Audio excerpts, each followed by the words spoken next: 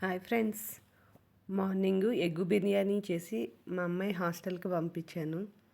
చాలా సింపుల్ అండి, ఈజీగా ఎగ్ బిర్యానీ చేశాను. ఎగ్తో పాటు బఠానీ, ఆలు, బీన్స్ కట్ చేసి, ఉల్లిపాయలు కట్ చేసి మ్యాగ్నేట్ చేసుకున్నాను. ఎగ్స్ ఉడికించి పొట్టు తీసి పెట్టుకున్నాను. తర్వాత వెజిటేబుల్స్ కూడా కొద్దిగా ఉడికించుకొని పక్కకు పెట్టుకున్నాను.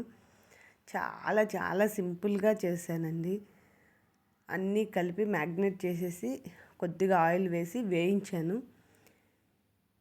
వేయించాక ఎగ్స్ అన్నీ కొన్ని పక్కకు తీసేసాయి. ఎందుకంటే ఎగ్స్ బాగా వేగాయి అనుకో అది ఇట్లా విడిపోతాయి కదా, అందుకనేసి కొద్దిసేపు ఉప్పు కారం అంతా పట్టాలని అలాగే ఉంచి తర్వాత పక్కకు తీసేసాను.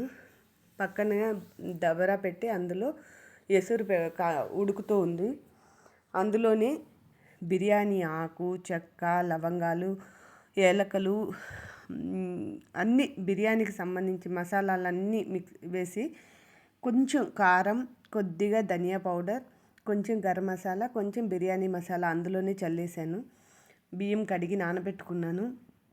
అవి ఉడికేటప్పుడు ఆ ఉడికే దీంట్లో ఇవి వేసి కొద్దిసేపు బాగా, అంటే ఇది ఆల్రెడీ ఫ్రై అయిపోయింది కాబట్టి మనకు బియ్యము 80% ఉడికిపోవాలి. 80% ఉడికాకే ఇది వేసుకోవాలి, దమ్ వేసుకోవాలి. లేకపోతే ఎక్కువ ఉడికిపోయినా కష్టమే, అట్లని తక్కువ ఉడికినా కూడా మళ్ళీ దాంట్లో ఉడికేటివి ఏం లేవు కదా. అందుకోసం అనేసి 80% అయితే కంపల్సరీ ఉడకాలి. ఇది ఆల్రెడీ ఈ ఎగ్స్ అన్నీ పక్కకు తీసి పెట్టేసుకున్నాను. పక్కన బియ్యం వేసాను, కలబెడుతూ ఉన్నాను. అవి బాగా ఉడకాలి కదా, 80% ఉడికితే బాగుంటాయి. ఇట్లా చపాతీ బండి పెట్టుకొని దానిపైన ఈ గిన్నె పెట్టుకోవాలి, బిర్యానీ గిన్నె పెట్టి ఆ ఎగ్స్ అన్నీ పక్కకు తీసేసాను. ఎందుకంటే ఎగ్స్ అందులో వేసి కలిపామనుకో ఇదిగా అయిపోతాయి. లాస్ట్లో పైన పెట్టుకోవాలి. ఇలా బాగా ఉడకనిచ్చి అంతా ఇందులో వేసాను. మామూలుగా ఎప్పుడు ఫ్రైడ్ ఆనియన్స్ వేస్తాను. ఈరోజు ఎందుకో ఫ్రైడ్ ఆనియన్స్ వేయాలనిపించలేదు. హాస్టల్లో పిల్లలు కదా, మళ్ళీ ఎలా వస్తుందో ఏమోలే అన్నట్లు ఫ్రైడ్ ఆనియన్స్ వేయలేదు. కానీ ఫ్రైడ్ ఆనియన్స్ వేస్తే ఒక టేస్ట్ ఉంది, ఫ్రైడ్ ఆనియన్స్ వేయకపోతే ఇంకొక టేస్ట్ ఉంది. టేస్ట్ మాత్రం అదర్స్, చాలా చాలా బాగా వచ్చింది. ఇలా అంతా ఆ బియ్యం అన్నీ ఇలా చేసి ఇందులో వేసేసి ఇట్లా దమ్ చేసేసాను. కానీ దీనికి చపాతీ పిండి పెట్టచ్చంట. నేనైతే ఎప్పుడు చపాతీ పిండి దమ్ పెట్టేటప్పుడు చుట్టూరు చపాతీ పిండి కలిపి పెడతారు ఆవిరిపోకుండా.